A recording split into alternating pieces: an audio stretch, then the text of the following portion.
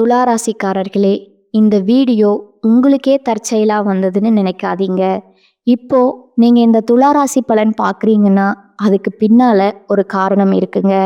சமீப காலமா மனசுல ஏதோ ஒரு குழப்பம் அல்லது எப்ப நல்ல மாற்றம் வரும்னு ஒரு கேள்வி இருந்தா, அந்த கேள்விக்கான பதில தேடி தான் இப்ப நீங்க இங்க வந்திருக்கீங்க. வணக்கம்ங்க. ஒரு நிமிஷம் உங்க கண்களை மூடி யோசிச்சு பாருங்களேன். ராத்திரியோட அமைதியில எல்லாரும் தூங்கும்போது நீங்க மட்டும் தனியா உட்கார்ந்து உங்க வரவு செலவு கணக்கை பார்த்துட்டு இருக்கீங்க. அடுத்த மாச வாடகை, பிள்ளைகளோட ஸ்கூல் ஃபீஸ், திடீர்னு வர ஆஸ்பத்திரி செலவு, எவ்வளவு முயற்சி பண்ணியும் கையில இருக்கிற காசு மெதுவா கரைஞ்சு போறத ஒரு மாதிரி கையறு நிலையில பார்த்துட்டு இருக்கீங்க. இந்த உணர்வு உங்களுக்கு ரொம்ப பரிச்சயமானதா இருக்கா? இந்த மனப்போராட்டம் உங்க தூக்கத்தையே கெடுக்குதா? அப்போ இந்த சில நிமிடங்கள் உங்களுக்காக தாங்க. இது வெறும் ஜோதிட விளக்கம் மட்டுமல்ல, உங்க ஆன்மாவுக்கு கிடைக்க போற ஒரு ஆறுதலுங்க. இந்த கேள்விகள் ஏதோ உங்க மனசுக்குள்ள இருந்து கேட்குற மாதிரி இருக்கா? நான் யாருக்கும் கெட்டதுன்னு நினைக்கல, ரொம்ப நேர்மையாக தான் உழைக்கிறேன், ஆனா ஏன் என் வாழ்க்கை மட்டும் இப்படி இருக்குதுங்கிற கேள்வி உங்களை ஒவ்வொரு நாளும் வாட்டி எடுக்குதா? ஆமாங்க, துளாராசி அன்பர்களே, நீங்க தனியா இல்லை. உங்க வலி எங்களுக்கு புரியுதுங்க. ஆனா ஒன்னே ஒன்று மட்டும் நல்லா ஞாபகம் வச்சுக்கோங்க. இது ஒரு முடிவே இல்லாத தண்டனை கிடையாதுங்க. இது உங்க ஆன்மாவோட பயணத்துல ஒரு முக்கியமான கட்டம்ங்க. இந்த கட்டத்தை எப்படி ஜெயிக்கிறது, உங்க விதியை எப்படி உங்க கைக்குள்ள கொண்டு வர்றதுங்கிறது ஒரு தெய்வீக வழிகாட்டுதல் தான் இந்த பதிவுங்க. இந்த நம்பிக்கை பாதையில நீங்க முதலடி எடுத்து வைக்கிறதுக்கு முன்னாடி எங்க கிட்ட இருந்து ஒரு சின்ன வேண்டுகோளுங்க. இது மாதிரி ஆழமான ஆன்மீக உண்மைகளையும் உங்களுக்கான வழிகாட்டுதலையும் நீங்க தொடர்ந்து தெரிஞ்சுக்க எங்க சேனலை சப்ஸ்கிரைப் பண்ணி வச்சுக்கோங்க. குடும்பத்துல ஒருத்தரா நீங்களும் இணையுங்க. உங்களோட ஒவ்வொரு ஆதரவும் இதே மாதிரி ஒரு தேடலை இருக்கிற இன்னும் பல பேருக்கு ஒளியத்தை எங்களுக்கு கிடைக்கிற ஒரு பெரிய சக்திங்க. வாங்க இப்போ உங்க ராசியோட ஆணிவேரிய புரிஞ்சுக்க போலாம்ங்க. துலா ராசியில பிறந்த உங்க வாழ்க்கை ஏன் இவ்வளவு போராட்டமா இருக்கு? தயவு செஞ்சு இதை ஒரு சாபமாவோ குறையாவோ பார்க்காதீங்க. இத பிரபஞ்சம் உங்களுக்கு கொடுத்த ஒரு பெரிய கௌரவமா பாருங்க. ஆமாங்க, இது ஒரு கர்ம போராட்டம்ங்க. உங்க ஆன்மாவை அடுத்த லெவலுக்கு கொண்டு போறதுக்காக பிரபஞ்சத்தால ரொம்ப கவனமா டிசைன் பண்ணப்பட்ட ஒரு ஸ்பெஷல் பாதை இதுங்க. ஜோதிட சாஸ்திரத்துல 12 ராசிகள்ல பூர்வ ஜென்ம கர்ம வினைகளை கரைக்கிறதுல துலா ராசிக்கு தான் ஃபர்ஸ்ட் பிளேஸுங்க. இதுக்கு என்ன அர்த்தம் தெரியுமா? உங்க ஆன்மா ரொம்ப மெச்சூர்டான ஒரு ஆன்மாங்க. கஷ்டமான பாடங்களை கூட கத்துக்கிற பக்குவம் உங்ககிட்ட இருக்குன்னு பிரபஞ்சம் நம்புதுங்க. ஸ்கூல்ல நல்லா படிக்கிற ஸ்டூடெண்ட் கிட்ட தானே டீச்சர் கஷ்டமான கணக்கு கொடுப்பாங்க.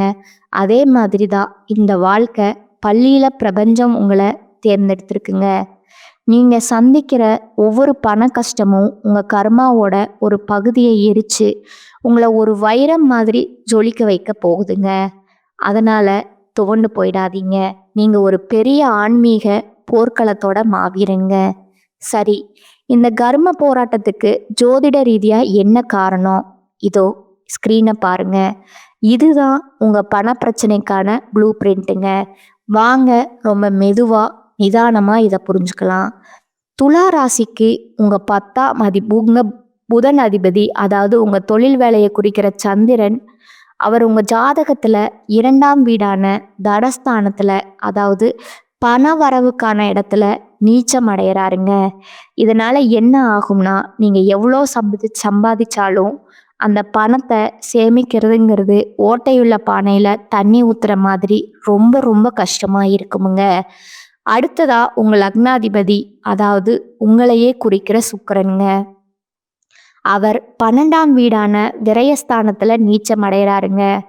இதோட விளைவு தேவையில்லாத செலவு, திடீர் நஷ்டம், ஹாஸ்பிட்டல் செலவுன்னு ஏதோ ஒரு ரூபத்துல பணம் உங்களை விட்டு போயிட்டே இருக்குமுங்க. இதுதான் உங்க ஜாதக அமைப்புங்க. ஆனா ஒரு பூட்டு இருந்தா அதுக்கு ஒரு சாவி கண்டிப்பா இருந்தே ஆகணும். அந்த சாவியை தான் நாம இப்ப தேட போறோம்ங்க. உங்க பண போராட்டங்கிறத அந்த பெரிய பூட்டை திறக்க போற முதல் மற்றும் ரொம்ப சக்தி வாய்ந்த தெய்வீக திறவுகோல் வேற யாரும் இல்லைங்க. வேலூர் பொற்கோயில்ல இருக்கிற ஸ்ரீ நாராயணி அம்மன் தாங்க. அந்த தாய் உங்க கஷ்டத்தை எல்லாம் தீர்த்து வளமான வாழ்க்கைக்கு வழிகாட்டு போற கருணை கடலுங்க. இது எப்படி ஒரு மேஜிக் மாதிரி வேலை செய்யுதுன்னு பார்க்குறீங்களா? இதுக்கு பின்னாடி இருக்கிற அஸ்ட்ராலஜி அறிவியலை பாருங்க. துலா ராசிக்கு 10வது இடம், அதாவது கர்மஸ்தானம் கடகராசிங்க. அந்த கடகத்துல தான் தேவகுருவான பிரகஸ்பதி, அதாவது நம்ம குரு பகவான் உச்சங்கிற ரொம்ப பவர்ஃபுல்லான ஸ்டேஜுக்கு வராருங்க. அப்படி உச்சம் பெற்ற குரு அங்கிருந்து தன்னோட 5ஆம் பார்வையால உங்க ராசிக்கு 2ஆம் இடமான தனஸ்தானத்தை, அதாவது உங்க பண வரவுக்கான வீட்டை நேரா பார்க்கறாருங்க. குரு பார்க்க கோடி நன்மைன்னு சும்மா சொல்லல, அது ஒரு காஸ்மிக் விதிங்க. உங்க வருமானத்துக்கான வீட்டையே குரு பகவான் நேரா பார்க்கும்போது அந்த இடத்துல ஒரு டிவைன் எனர்ஜி உருவாகுதுங்க. நீங்க வேலூர் பொற்கோவிலுக்கு போய் அந்த நாராயணியை பார்க்கும்போது அந்த உச்சம் பெற்ற குருவோட முழு அருளும் உங்களுக்கு கிடைக்குதுங்க. அது உங்க செல்வத்துக்கான எல்லா தடைகளையும் உடைச்சு புதுசா கதவுகளை திறந்து விடுதுங்க. இந்த மகா சக்தியோட அருளை முழுசா வாங்கிக்க நீங்க என்ன செய்யணும்? முதல்ல உங்க குடும்பத்தோட அந்த கோவிலுக்கு போங்க. தனியா போறதை விட குடும்பமா போகும்போது அதோட பவர் பல மடங்கு அதிகமாகுமுங்க. 2வது, என் பாரமெல்லாம் உன்னோடது தாயின்னு ஒரு முழுமையான சரணாகதி உணர்வோட போங்க. உங்க கவலை, உங்க கோரிக்கை எல்லாத்தையும் அவ காலில் வச்சுட்டு மனசை காலியாக்கிட்டு அவளை பாருங்க. நாம பாரத்தை இறைவன் மேல போட்டா அவன் அதை ஏத்துப்பான். குறிப்பா அமாவாசை இல்ல பௌர்ணமி மாதிரி நாட்கள்ல போறது ரொம்ப விசேஷமுங்க. கோவிலுக்கு போக முடியாதவங்க உங்க வீட்டில் பூஜை ரூம்ல ஒரு விளக்கேத்தி ஓம் நமோ நாராயணிங்கிறத, இந்த சக்தி வாய்ந்த மந்திரத்தை 108 முறை மனசுருகி சொல்லுங்க. அந்த மந்திரத்தோட வைப்ரேஷன் உங்க வீட்டில் இருக்கிற நெகட்டிவ் எனர்ஜியை அழிச்சு ஒரு தெய்வீக கவசத்தை உருவாக்குமுங்க. சரி, இப்ப குருவோட அருளால நாராயணியோட கருணையால பணம் வர ஆரம்பிச்சிடுது. புது புது வாய்ப்புகள் கதவை தட்டுது. ஆனா வந்த பணம் கையில நிக்கணுமே. அந்த ஓட்டப்பான கதை ஞாபகம் இருக்கா? இப்போ அந்த ஓட்டைகளை அடைச்சு செல்வத்தை எப்படி நம்ம கிட்டேயே தக்க வச்சுக்கிறங்கிற ரகசியத்தை பார்க்கலாமாங்க. குழப்பிக்காதீங்க. இங்க 2 பவர்ஃபுல்லான கோவில்கள் இருக்குதுங்க. ஒன்று வேலூர் நாராயணி. அவங்க ஒரு டேமோட கதவை திறந்து தண்ணி வேகமா வர்ற மாதிரி உங்களுக்கு செல்வத்தை வர வைப்பாங்க.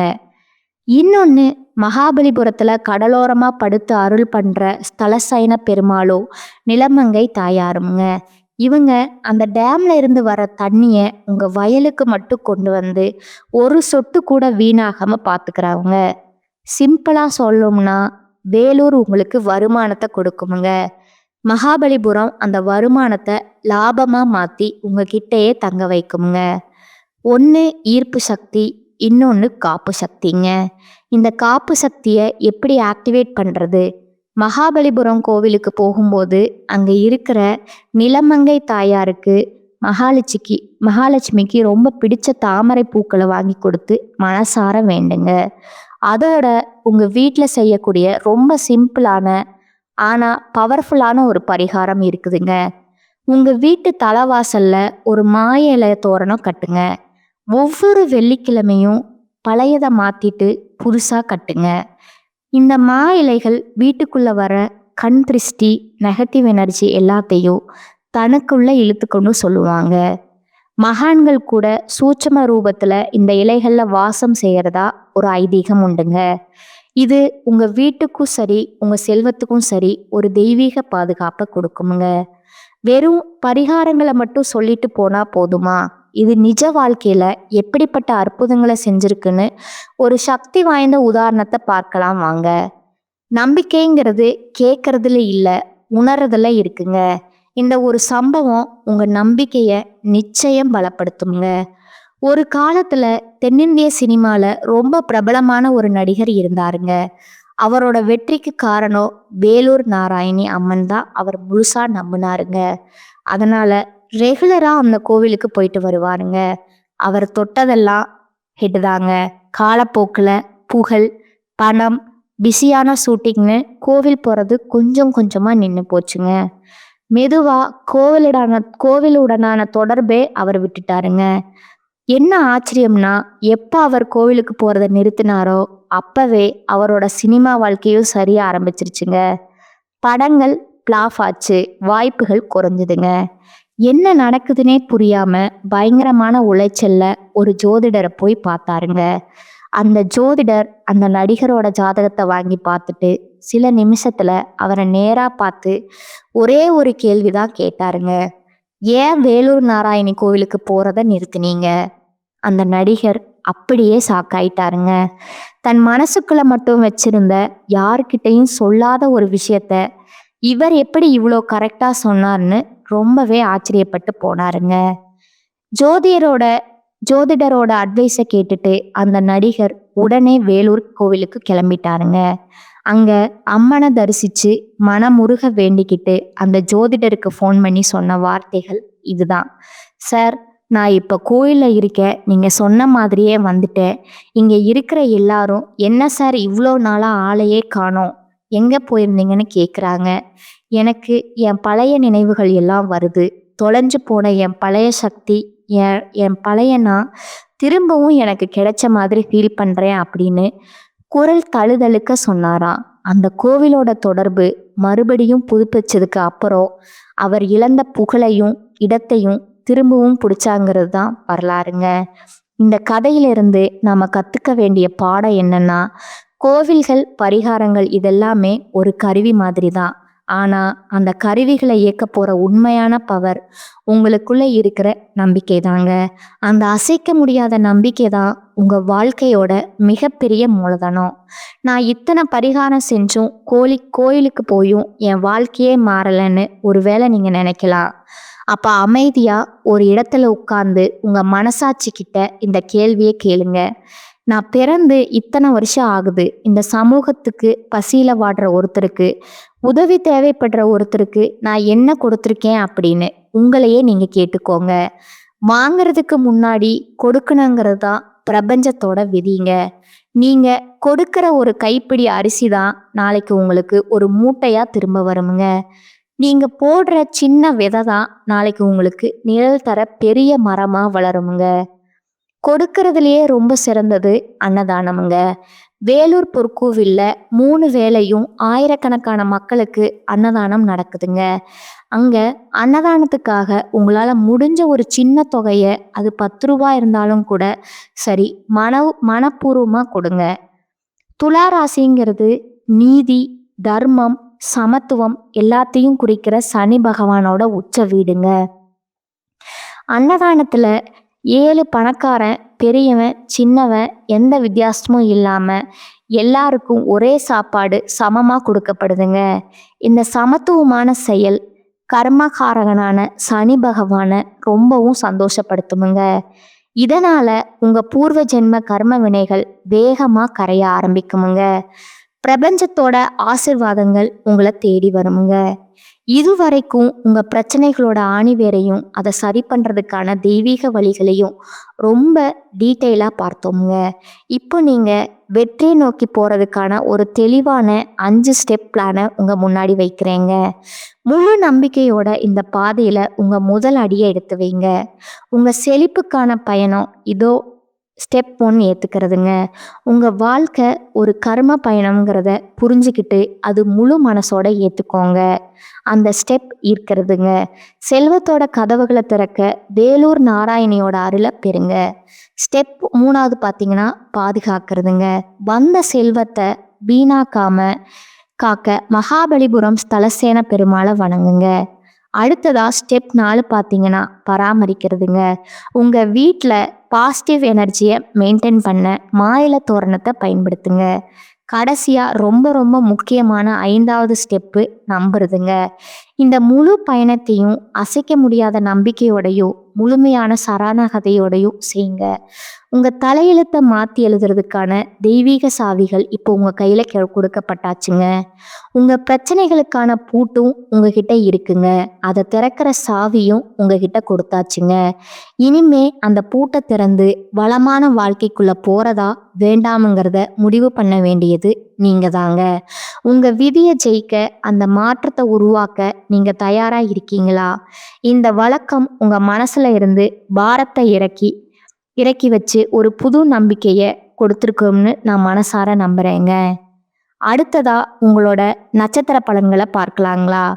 உங்களுக்கு இந்த வரக்கூடிய மார்ச் 15 பிறகு பார்த்தீங்கன்னா சனியுடைய வக்ர நிவர்த்தியும், குருவுடைய வக்ர பயிற்சியும், சுக்கிர பயிற்சி, சூரிய பயிற்சி, ராகு கேது பயிற்சி, அது மட்டும் இல்லாமல் கடைசியாக பார்த்தீங்கன்னா உங்களுக்கு 5 வருட கிரகங்களுடைய சேர்க்கைன்னு ஒவ்வொரு காலகட்டத்திலையும் உங்களுக்கு இந்த பலன்கள் கிடைக்க போகுதுங்க. அதன் மூலமாக இனி வரக்கூடிய நாட்களை பொறுத்த வரைக்கும் உங்களுக்கு மிகப்பெரிய ஒரு ராஜயோகத்தை கொண்டுள்ள நாட்களாகவே பார்க்கப்படுதுங்க. முதலாவதா மார்ச் 15ஆம் தேதிக்கு பிறகு சனியுடைய வக்ர நிவர்த்தியானது ஸ்டார்ட் ஆக போகுதுங்க. அது என்ன சாமி சனியுடைய வக்ர நிவர்த்தி அப்படின்னு நிறைய பேர் கேட்பீங்க. தற்பொழுது சனி பகவான் மீன ராசியில் வக்ர நிவர்த்தி அடைய போகிறாருங்க. அப்படி வக்ர நிவர்த்தி அடையிறதுனால என்ன ஆகும்னா, இத்தனை நாட்களாக நெகட்டிவாகவும் மைனஸாகவும் மட்டுமே செயல்பட்டு கொண்டிருந்த சனி பகவான் தற்பொழுது உங்களுக்கு ப்ளஸ்ஸாக மாறி செயல்பட போகிறாருங்க. அப்படி ப்ளஸ்ஸாக மாறும்போது என்ன ஆகும்னா, கடந்த காலகட்டங்களில் சனி பகவான் மூலமாக உங்கள் வாழ்க்கையில் நீங்கள் எதையெல்லாமோ இழந்துட்டு கஷ்டப்பட்டுட்டு வருத்தப்பட்டுட்டு இருக்கீங்களோ அது அனைத்தும் திரும்ப பெறக்கூடிய ஒரு காலகட்டமாக பார்க்கப்படுதுங்க. அதற்கு அடுத்ததாக குருவுடைய வக்ர நிவர்த்திங்க. இத்தனை நாட்களாக குரு பகவான் பார்த்தீங்கன்னா உங்களுடைய ராசியில் 2ஆம் இடத்துல இருந்ததுனால தான் பொருளாதாரத்தில் மிகப்பெரிய பின்னடைவும் எந்த ஒரு முன்னேற்றமும் லாபம் எதுவுமே இருந்திருக்காதுங்க. தற்பொழுது 2ஆம் இடத்துல இருந்து 3ஆம் இடத்தை நோக்கி லக்னஸ்தானத்தை நோக்கி குரு பகவான் போகிறதுனால ஒட்டுமொத்த குரு பயிற்சி பலனும் தற்பொழுது உங்களுக்கு முழுமையாக கிடைக்க போகுதுங்க. அதன் மூலமாக பொருளாதாரத்தில் ஒரு மிகப்பெரிய அசுர வளர்ச்சி அப்படிங்கிறது வரக்கூடிய நாட்களில் உங்களுக்கு காத்துட்டு இருக்குதுங்க. அதற்கு அடுத்ததா சுக்கிர பயிற்சிங்க. சுக்கிர பயிற்சியை பொறுத்த வரைக்கும் பார்த்தீங்கன்னா சுக்கிர பகவானை ராசி அதிபதியாக கொண்டது ரிஷபராசிக்காரர்களும் நீங்களும் தாங்க. என்னதான் சுக்கிரனை ராசி அதிபதியாக கொண்டிருந்தாலும் எதுக்குங்க இவ்வளோ கஷ்டம் வருது? குறிப்பாக பார்த்தீங்கன்னா பணத்தில் அதிகமாக நெருக்கடியை சந்திக்கிறது யாருன்னு பார்த்தீங்கன்னா அது முழுக்க நீங்கள் தாங்க. இதற்கு காரணமும் உங்களுடைய குணங்கள் மட்டும்தாங்க. ஆனால் இனி வரக்கூடிய இந்த சுக்கிர பயிற்சி காலகட்டங்களில் ஒரு உச்சத்திற்கு போகக்கூடிய வாய்ப்புகள் பார்த்தீங்கன்னா உங்களுக்கு அதிகமாகவே இருக்குதுங்க. ஒருத்தன் வாழ்க்கையில் கொடி கட்டி பறக்கிறான்னா அவனை பார்க்குறவங்க எல்லாருமே அவனுக்கு என்னப்பா சுக்கிரன் உச்சத்தில் இருக்கார் அப்படின்னு சொல்லுவாங்கங்க. அந்த அளவுக்கு உச்சத்திற்கு போகக்கூடிய வாய்ப்புகள் பார்த்தீங்கன்னா உங்களுக்கு அதிகமாகவே இருக்குதுங்க. அடுத்ததா ராகு கேது பயிற்சிங்க. ராகு கேது பயிற்சின்னு சொன்னாவே எல்லாருமே பயப்படுவாங்க. ஏன்னா கடந்த காலகட்டங்களில் அதனால் நிறைய இழப்புகள், பண கஷ்டம் இந்த மாதிரி நடந்திருக்குமுங்க. ஆனால் இனி வரக்கூடிய ராகு கேது பயிற்சி காலகட்டம் அப்படிங்கிறது தற்பொழுது வரக்கூடிய காலகட்டம் கடந்த காலகட்டத்தில் ஏற்பட்ட உடல் சார்ந்த பிரச்சனைகள் அனைத்தும் முழுவதுமாக நிவர்த்தி பண்ணக்கூடிய ஒரு காலகட்டமாகவே அமைஞ்சிருக்குதுங்க. அடுத்ததாக பார்த்தீங்கன்னா உங்களுடைய நட்சத்திர பலன்களை பார்க்கலாங்களா? முதலாவதா சித்திரை 3, 4ஆம் பாதங்கள். இனி வரக்கூடிய நாட்களில் மாணவர்கள் சக மாணவர்களுடன் பழகும்போது கவனம் தேவைங்க. கல்வியில் வெற்றி பெற கூடுதலாக உழைக்க வேண்டி இருக்குமுங்க. மனதில் கொண்ட குறிக்கோளை அடையும் வர சுறுசுறுப்பாக செயல்பட்டு வெற்றி பெறுவீங்க. கெட்ட கனவுகள் உண்டாகலாமுங்க. எதிர்பாராத இடமாற்றம் ஏற்படுமுங்க. உஷ்ண சம்பந்தமான நோய் ஏற்படலாமுங்க. 2ஆவதா சுவாதி நட்சத்திரக்காரங்க.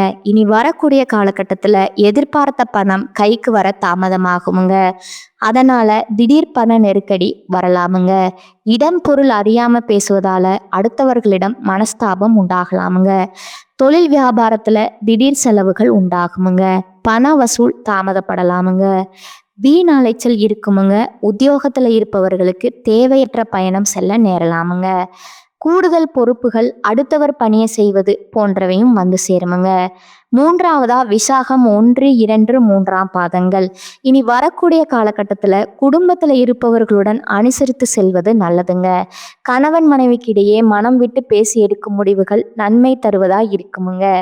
பிள்ளைகளின் எதிர்காலம் பற்றிய கவலை உண்டாகலாமுங்க. எதிர்பாராத செலவு உண்டாகுமுங்க. அடுத்தவர்களிடம் பழகுவதில் கவனம் தேவைங்க. பண வரத்து தாமதப்படுமுங்க. கலைத்துறையினருக்கு சோதனைகள் மிகுந்த காலமாக இருக்குமுங்க. வாய்ப்புகள் இருந்தாலும் உடல் நலம் ஒத்துழைக்காமல் போகலாமுங்க. உங்களுக்கான பரிகாரம் பார்த்தீங்கன்னா விநாயக பெருமானை வணங்குவது நன்மை தருமுங்க. இந்த சேனல் உங்களுக்கு பிடிச்சிருந்தா லைக் பண்ணிக்கோங்க, ஷேர் பண்ணிக்கோங்க. வாழ்க வளமுடன், வாழ்க பல்லாண்டு. நன்றி, வணக்கம்.